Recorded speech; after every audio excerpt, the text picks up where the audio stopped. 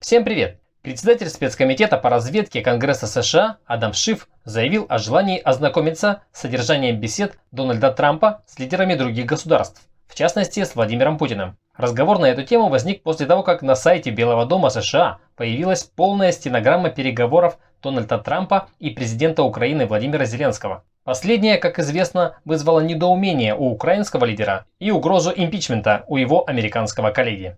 При этом никакого криминала в разговоре не прозвучало. Зеленский со своей стороны лишь вылил тонну лести на уши Трампа. В свою очередь президент США попросил у Владимира Зеленского предоставить информацию, которую он мог бы использовать против Джо Байдена, вероятного конкурента Трампа на предстоящих президентских выборах в 2020 году.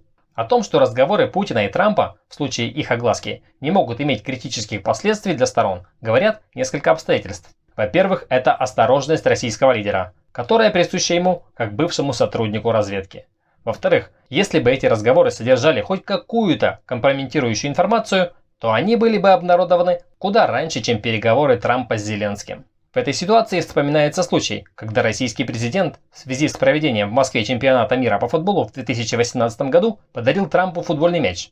Тогда американский сенатор Линдси Грэхэм потребовал проверить подарок на предмет наличия прослушивающих устройств. Если уж безобидный президент попал под яростную критику противников Трампа, то страшно даже представить, что произойдет, когда в их руках окажутся записи деловых переговоров Трампа и Путина. Определенно, количество официальных телефонных разговоров между американским президентом и лидерами других стран в ближайшее время будет меньше. Думаю, по крайней мере, обсуждение потенциально опасных тем будет происходить в формате личных встреч. Ну или в крайнем случае по каналам связи, которых официально не существует. Подписывайтесь на канал «Обо всем с юмором». Ставьте лайки, если вам понравилось это видео. И пишите в комментариях то, что вы думаете по этому поводу. Спасибо за внимание. Пока.